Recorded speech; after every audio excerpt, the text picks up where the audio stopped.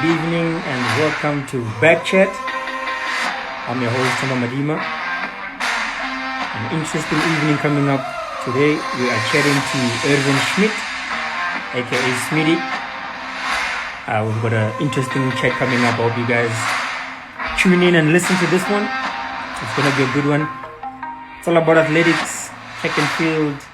You know, we're going to cover as much as we can this evening. So welcome, guys. Thanks for joining this evening. I see you. Wesley, Team Magic, welcome, guys. If you guys can hear me clearly, just give me a thumbs up so that I can know that you can hear me loud and clear. We'll wait for everybody to join in and then we're going to get going. It's been cold in South Africa. It's been super cold. Quinton, welcome. Awudu Julius, welcome. Hi Karabo, welcome. Shangi, welcome. Yandi Swat, welcome guys, welcome. We're just waiting for Erwin Schmidt to join us this evening, and then we're gonna get the conversation going. Welcome guys, welcome. Prudence Sikhodiso, I see you. When are you coming on, Prudence? Kiggs, the high jumper, welcome brother. It's Innocent, welcome guys, welcome. Zani, I see you. I see Smitty has just joined in and we're gonna get the chat going. Welcome South Africa. Is that Sefo? I see you. Lindo Kise, Bafana, welcome. Oh, Lariska, welcome to you too. I see you. Thanks guys, thanks for joining in. Erwin is in the mix, so we're gonna get the conversation kicked off in a bit. I hope you guys are good. Make sure guys, if there's any questions that you wanna send us, send them through and then we're gonna get those questions going. I'm sending an invite to Schmitty and then we're gonna get going. Good evening, South Africa.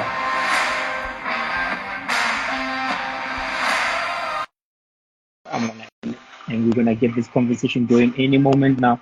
Welcome to BackChat. I'm your host, Tamba Madima, and we've got an exciting evening of chatting coming up. Smitty! What up, Sam? Yeah, how you doing? Good, man. How are you doing? I'm alright, eh?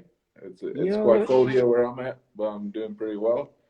Yeah, it's been cold all over the country, but yeah, I think you handle the cold better than me. No, I'm not. Not at this time.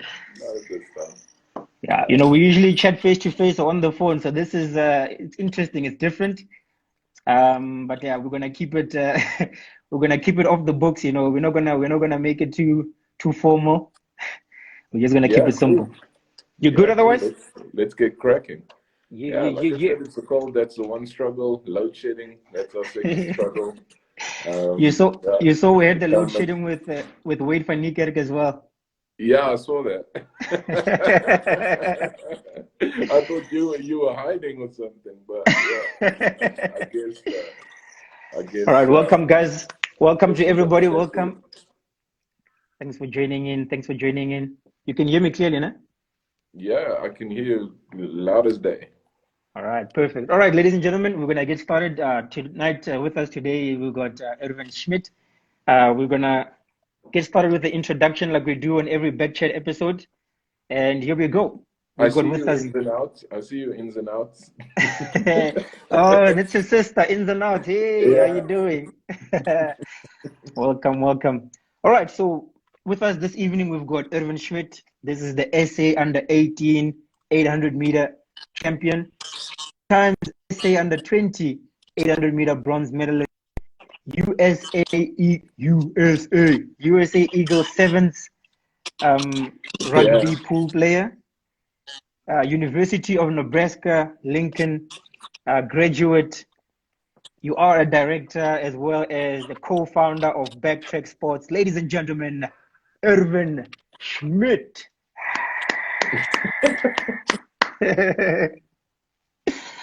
Welcome, man. Thanks for joining us, Erwin. Yeah, Uh, thanks I for s- having me, Thames. It's quite a little fun platform that we've been hosting. A lot of cool stuff that I've seen, and cool content and cool ideas yeah, that's come from this. So it's yeah, it's very pleasant to be on here. absolutely, Hopefully, I man. It's a can pleasure to add have you. to what's been said before this. The way I know you, man, you're gonna add a lot because you got. I think you. I always say you got like a genius mind, man. You know how to construct these hectic ideas and concepts in your mind, and you make it sound so easy. And sometimes I look at you, I'm like, it's not that easy. It's a lot of work, but that's the type of person you are, man. And that's what I really appreciate about you. And you've pushed Backtrack and you've pushed me personally to be greater. Over these years, I've become a black legend, as you might have heard before. Yeah, the Black Legend of Fokker Invictus. That was one of the fun projects we did together, trying to keep you Yeah. famous. I see Reynald van Rensburg says he has an important question for you. So yes, guys, if you have I'm any not taking questions, make sure to. any questions from you. That's going to be a trick question. You can throw away, but I'm not going to read over it. Just have a little bit. uh, it's tradition, Erwin. We have to play the game, man. We have to do it, and then from there we'll get into the business of things. Mm-hmm. We call this one "What's in the Bag." 30 seconds. You've got Business bag or way back in the track or rugby. Which bag you talking about? your back in the days bag when you were on the track. That bag. All right.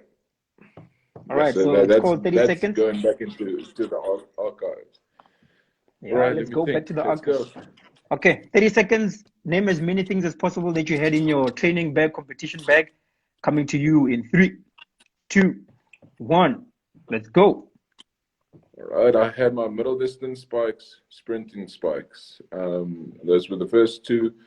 Extra pair of shorts, extra pair of socks, apple juice.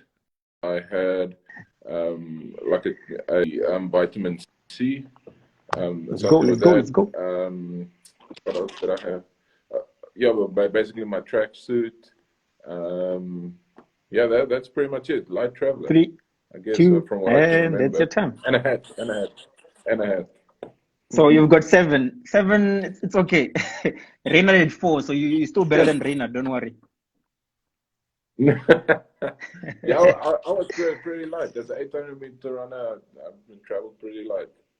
And Yeah, I didn't absolutely. like to carry a lot of stuff, especially my stuff used to vanish when I put it down as well. So stuff like that, you forget it. So.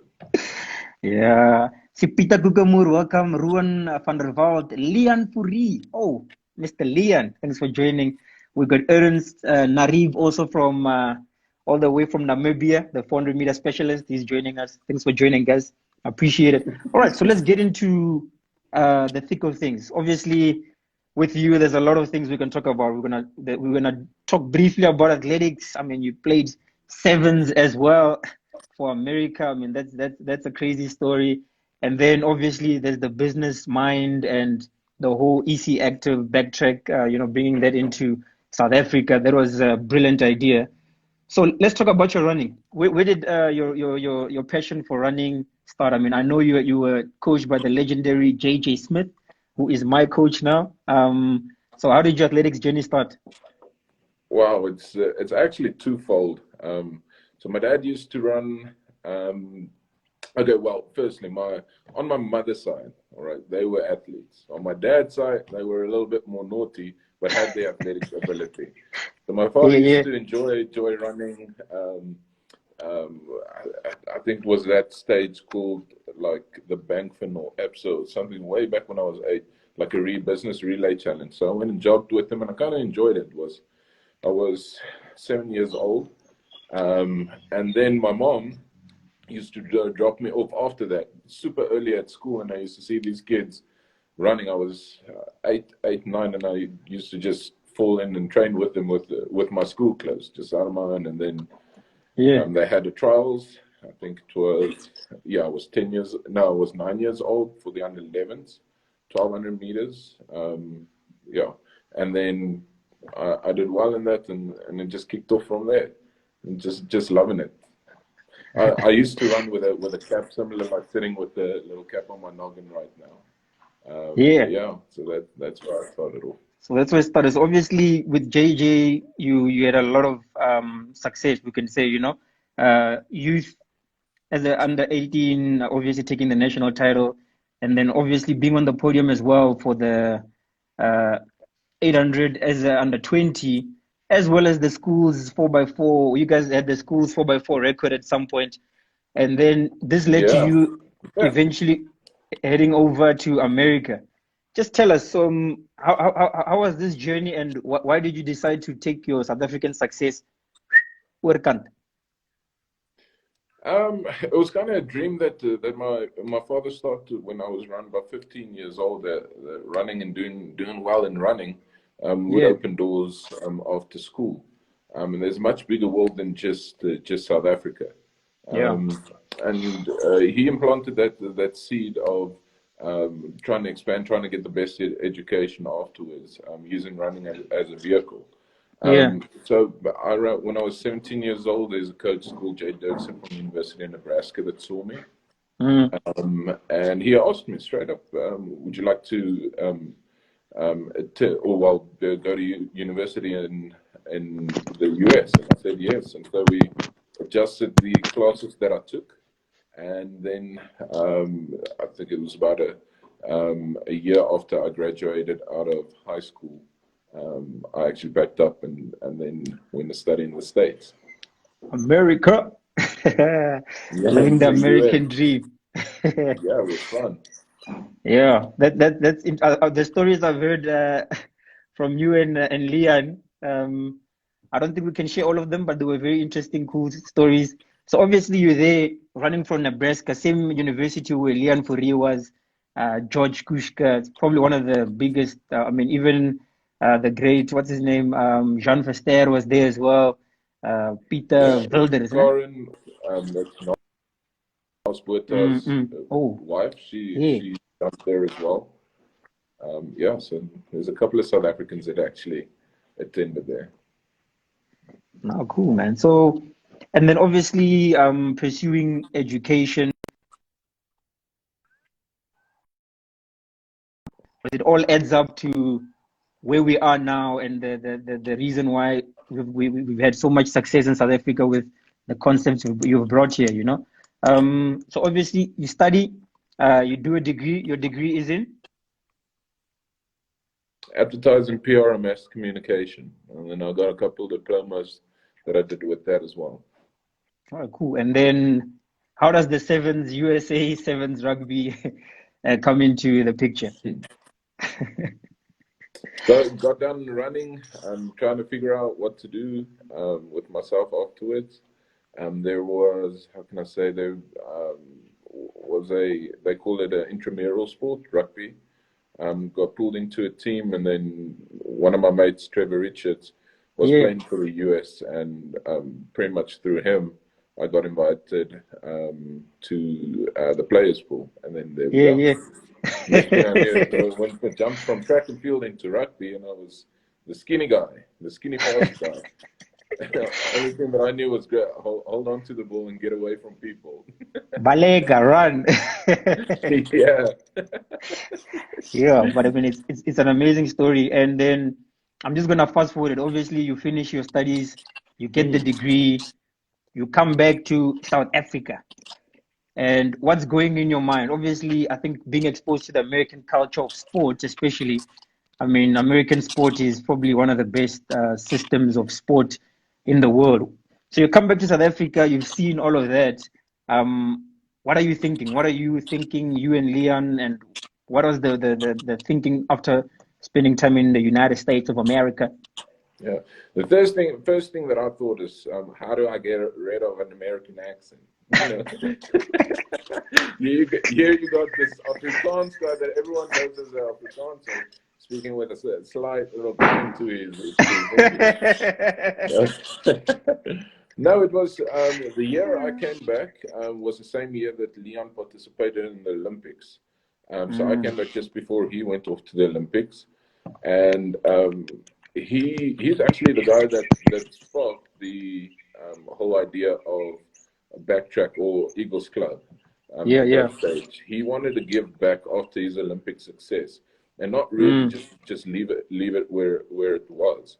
I think in his mind, he also knew what the longevity of his career would be and what his plans for the future was. And accent worked for you. But anyway, what the longevity of his career was and his plans for the future. So I set up a meeting with him, being part of the Serevi Rugby Academy at that stage. We kind of wanted to take a little bit of America and what we've seen there and bring it back to South Africa in a way. So the first meeting that we set up, Leon was an hour and a half late for. But that's something that we were accustomed to in America.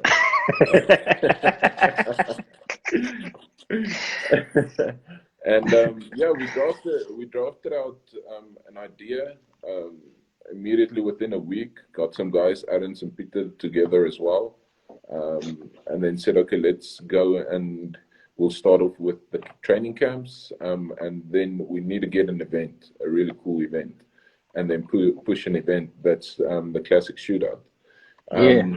So we did. So that's how all of this started, and then what I call a freak accident when we captured the 9.98 Simon Machakwe race, which was the birth of Backtrack at that stage. Absolutely. I mean, we always, when we always think back, that Simon Machakwe moment is always like, it's always on top of the list, because I think it changed the whole scene of South African sprints, and being the only guys to actually capture that race, it put us also up there, because, we were always at meetings, we always said, listen, set up a camera, film as much as you can, who knows what's going to happen, and that same concept is what brought our biggest, I would call it our breakthrough moment. And then after that, we were at all the meetings and everybody recognized us, and the shootouts became some of the biggest events, that race that we had, the first classic shootout, was filled with, it was a 600 meter for men. It was filled with 12 athletes, and all 12 participated for South Africa. So they all had their national colors, which is something that really was unknown of. And who would have thought in the same year there would have been the 9.98, and then Wade van Niekerk broke the 45-second barrier in that same meet as well.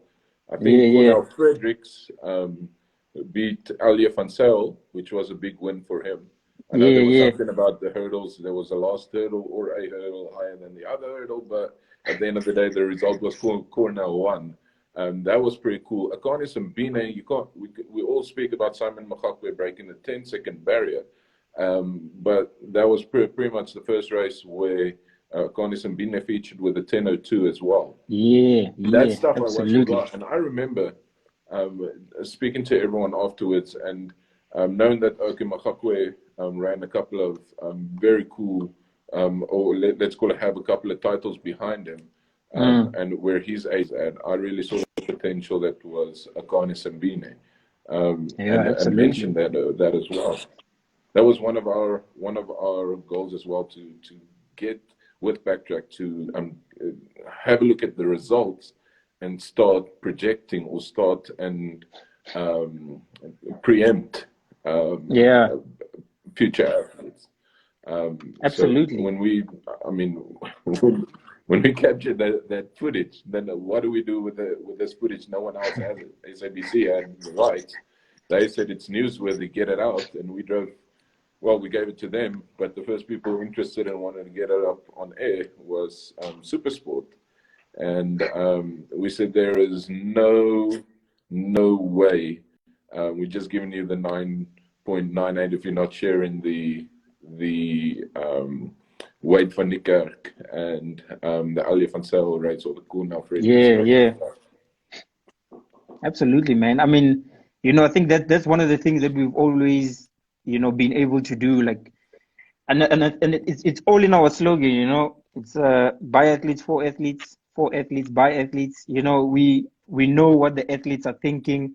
We understand what they feel, the emotions. You know, it's more than just athletics. You know, Yeah. it's a lifestyle, and it means a lot to South Africa that we bring this to them. You know, so man, super excited for the future. I know Yeah, we've it got is. some big things.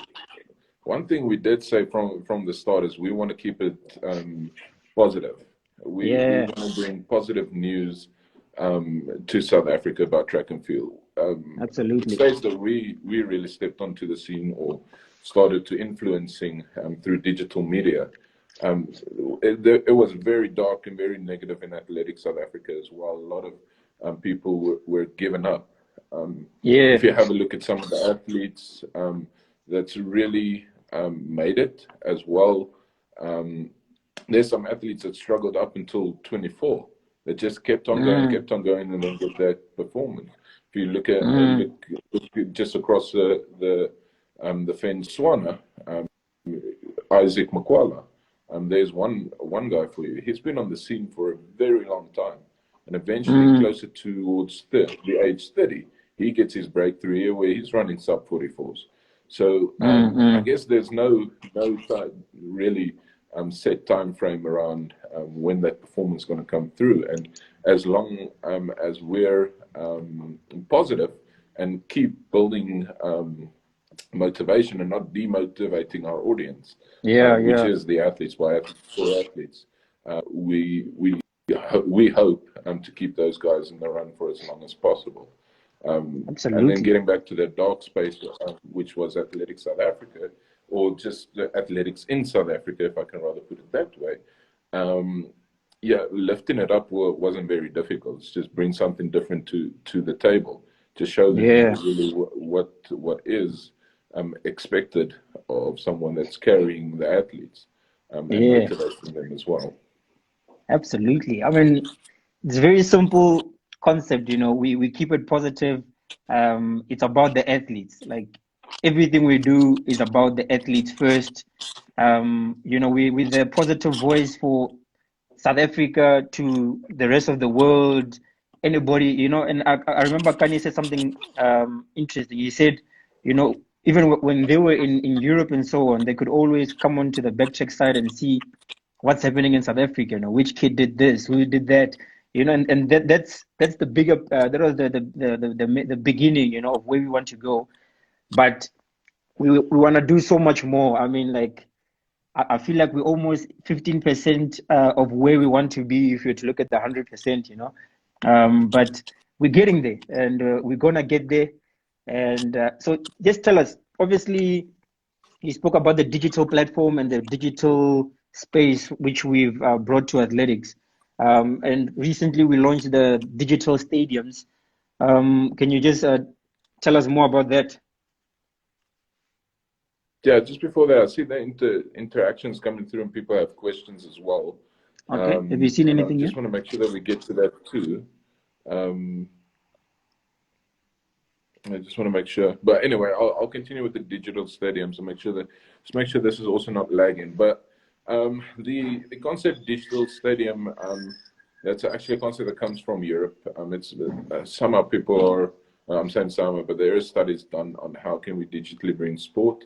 We know not necessarily all across the world, but in South Africa, the stadiums it's very difficult to get stadiums filled. You see it in rugby, Yeah. you see it happening in cricket, all over. There's not a lot of really attendance at these stadiums. So how can we take sport to them and sport to South Africa, especially in Yeah. very different ways and a lot more efficient? And that's where the concept digital stadium came in.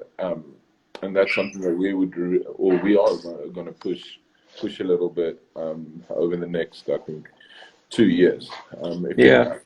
If you think about the COVID-19 situation that we're in, the positive around, I know it's a very devastating thing that's happened to the entire Yeah. world, but it actually gives us the time to look back and say, okay, what are we doing wrong? How can we be a little bit safer? What can we bring different to the table? Hence the digital stadium. But the term digital is then everything from your retail, your attendance, everything's measured, everything's sold there. And then also this type of interaction that we have in there, trying to bring that to the athletes, and then from the athletes back, or from the performance back onto a digital platform. Yeah, no, absolutely. I mean, I think it's definitely the future of sports in South Africa. And yeah, that one is going to be so interesting to see how South Africa in general, like, absorbs or, takes this concept and, uses it to make all the sports in the country, better. And obviously now with this whole time that we're in, obviously it's not normal. Like you can't just go to the track and run. We haven't been able to film a race recently because of the current situation. The concept of virtual races is something that is probably going to be here for a while. Thoughts on that? Yeah, the virtual race is something that's it's going to be interesting to see when we overcome this virus, and we will overcome it. Where we're gonna end up, but for now, that seems to be the trend of participation. Yeah. So what I'm thinking with the virtual races, it's actually very interesting to really lower the cost of competing. Where the whole economy is under struggle at the moment as well, and people don't have the money to drive out to stadiums to go compete. So we can lower the cost at least. Well, let's just say if you want to take it to a bigger scale, where people can qualify into nationals or qualify into a race that's actually held in a stadium by having these virtual races. So we're looking at a couple of virtual races. We're going to launch a virtual track and field meet pretty soon. We've got some sponsors coming on board for that. We've got some high schools too. So we're looking forward to that. And yes, there's throwers, and we'll have middle distance, long distances. Just trying and get some performances in for 2019. Remember, next year is Olympics, so it's literally just a little bit more than a year away from the big event. So whatever participation, whatever type of activity or performance we can help call it present, and then also present digitally to the public in South Africa. That would definitely contribute to the guys' performances in the Olympics. Absolutely, man. One thing I've always liked about Backtrack, and what we've always tried to do is that whenever there's like a type of, let's call it a problem, we're always thinking solutions. We're always thinking how do we go about making things better for the South African climate. I mean, that's the most important thing. That's what we always focus on, and it's so encouraging because there's always a solution. Yeah, true. There's always whatever problem, and I think that's the thing with humanity and humankind as well. Wherever there's a problem, we've always overcome it. I believe there will be one day that will be devastating. That will be the end. But that's just me. But I don't think it's COVID. By no means. I think there's a lot of different things. But as humanity, the power of one person is a lot more than you think. There's by no means at any point in time that anybody should give up or anybody should give in to anything. It's about just gathering yourself, pulling yourself towards yourself, assessing the problem, and then saying, okay, let's start at a point and start solving the puzzle. Booyah. Plain and simple. Solve the puzzle. I see here, who's this? Cookies Hookie? Asking. Cookie Shuki. I think that's Chinese. Cookie Shuki. That's Afrikaans. Cookie Sauki. They're asking, how can a company become a sponsor? That's interesting. I've never heard such a question on BackChat. You got an answer? Yeah. So Yeah, how can a company become a sponsor? Well, there's various platforms. It depends on what we really do with the brands that ties in with us. We'll go and have a look at firstly, what is your goals? What do you want out of this? And then secondly, we then tie that in with one of our activities, or I'm saying activities, but one of our platforms and our projects. And then make sure that one, the brand owner gets out what they want, and two, that actually that money goes towards athletes and supporting athletes. So you know this, that we've raised over 2 million rands over the last 6 years that we've given away back to athletes via jobs. Yeah, I mean, end of the day, you guys did, for instance. End of the day, you know, we've always, you know, we wanted to always make this like for the athletes, you know. So, you know, what people don't realize is that the people that are recording, editing, filming, whatever it is that's happening in Backtrack, it's being done by athletes. Whether it's, you know, whether they're holding the camera for the first time and we train them, or they're flying down to Cape Town or Parel or driving down to Bloom. It's always been like, it's athletes, you know what I mean? Every single person involved with us is athletes. Yeah. We wanted to create a platform where athletes can know that, you know, there is a career in the sports world, and they don't always have to leave athletics to get that. You see the question from Reynard? Yeah, I see the question for Reynard. We're all going to have like a loss in tears. So I set the record first.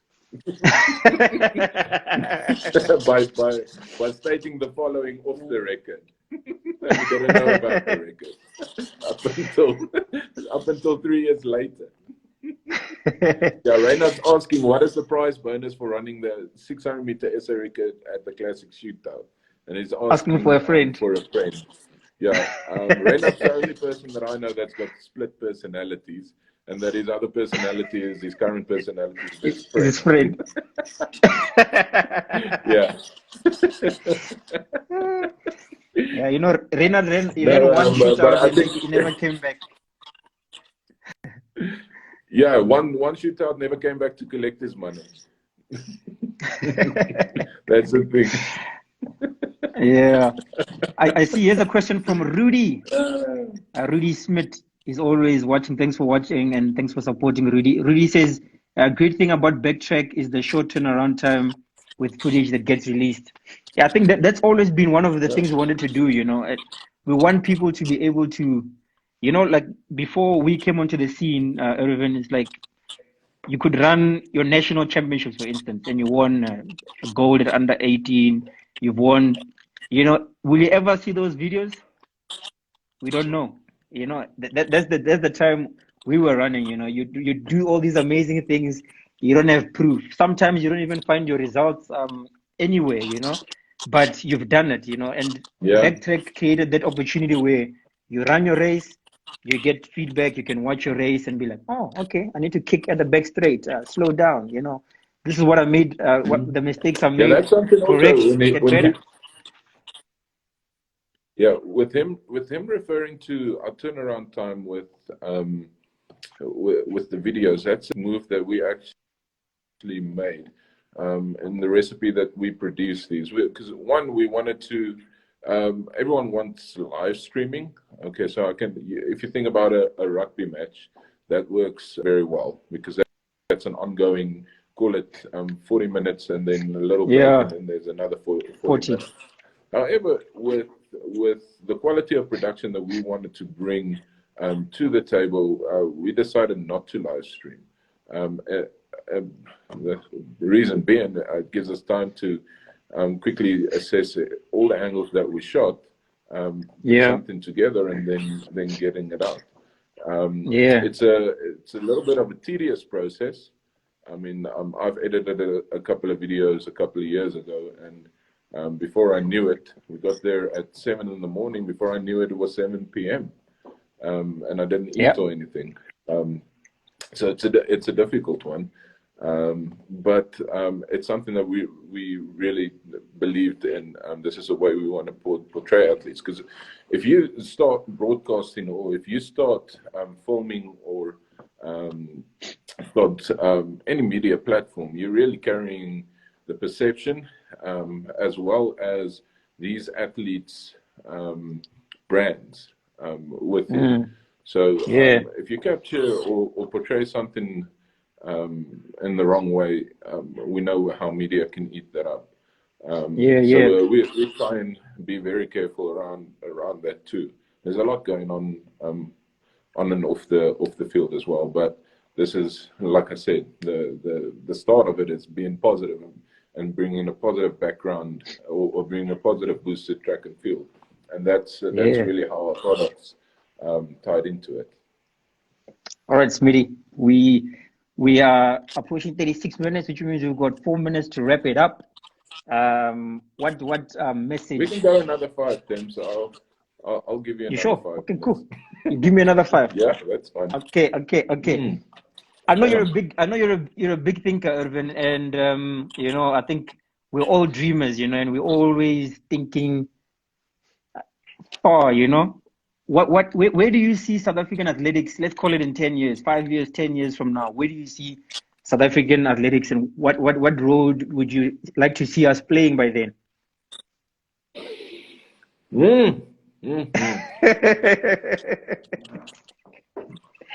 You want to give me time? Let's go. Yeah.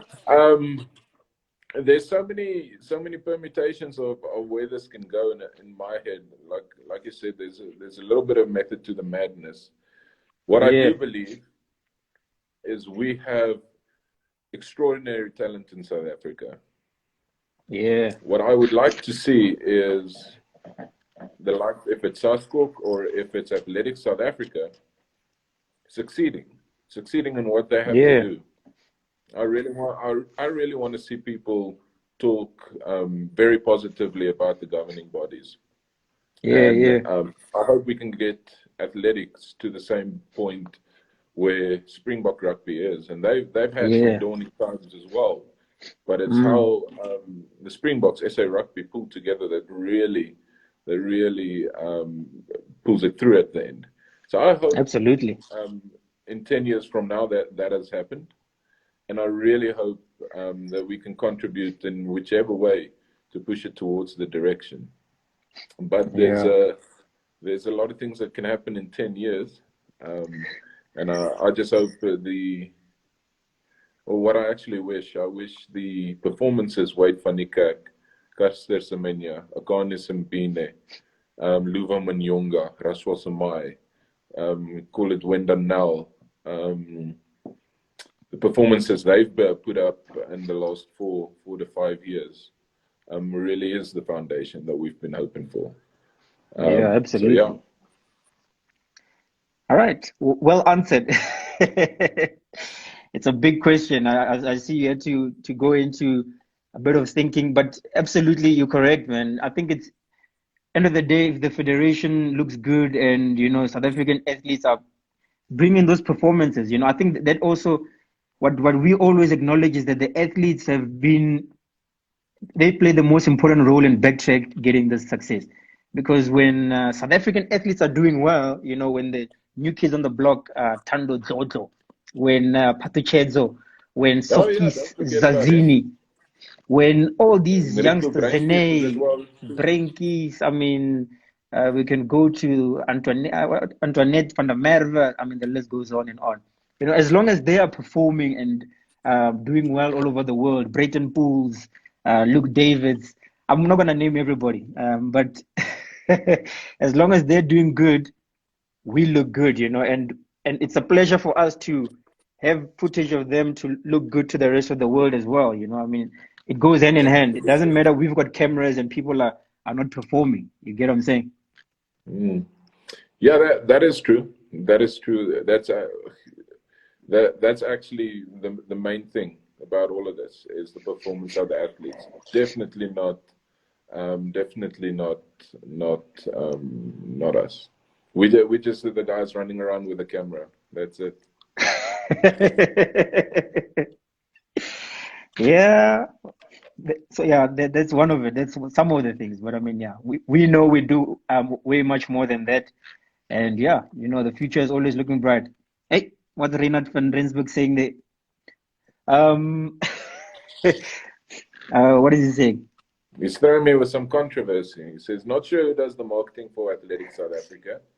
I don't think there is anyone, but think they should assign a company like Backtrack to handle the interviews and information / marketing of their athletes. What is your opinion on this? All right, we're gonna take that as the last question, yeah?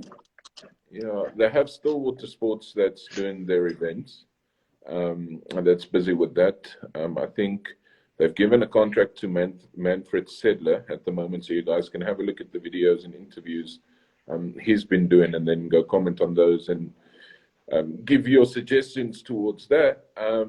As for Backtrack, we've done a couple of stuff for Athletics South Africa and helped out as well. It's not always as easy as just being appointed to take over an entire section. But in terms of interviews and information and stuff, we're definitely up for it. But there is relationships and people in place whose responsibility that is at the moment. But my opinion, if we do it, we probably do it better. All right, Smitty, we're going to wrap it up. I want you to give a message to South Africa. What message you're going to give to the athletes of South Africa, the South African public, the guys who are watching and supporting and following? What message do you have for South Africa? Yeah, okay, I'm going to keep this one short. It's difficult times. Everybody's in difficult times. I promise you guys. I've seen what happened to sport firsthand in the distribution and the wholesale industry. How the knock that it took there. I know every union, every call it national governing body is feeling the pain. But stay positive. It's gonna turn. And just keep on doing every day what you know you're supposed to do, and the better times will come. The times will come for you to perform again. Remember, it's Olympics next year. Everyone stands a chance to make that. You've been given a rain check on Olympics. So if you weren't ready this year, next year, get ready. It's coming. and we'll be watching. Smitty. Man, thanks so much thanks for joining tonight. Always a pleasure, man.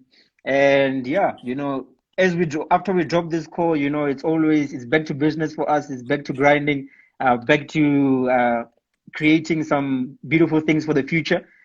Thanks for joining, man. Thanks for being bold and courageous enough to bring this type of concepts to South Africa.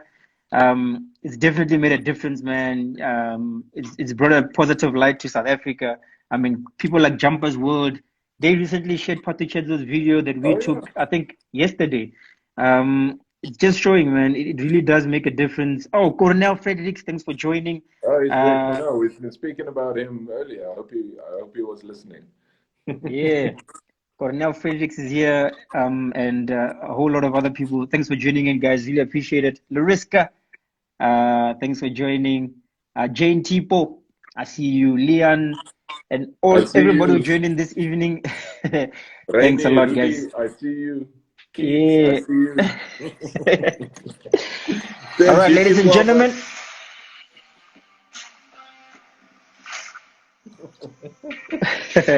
Good night, South Africa. We'll see you again tomorrow. Tomorrow we've got another speaker. We've got Jenna Lofsand. She's joining us tomorrow evening at 7 p.m. Make sure to join us. It's going to be good. It's going to be fun. We're going to continue having these conversations. Because why? Because they're important to South Africa. So thanks for watching, guys. Really appreciate each and every one of you. Have a good night. From me, Temba Madima, Diary of a Vendor, #Nda.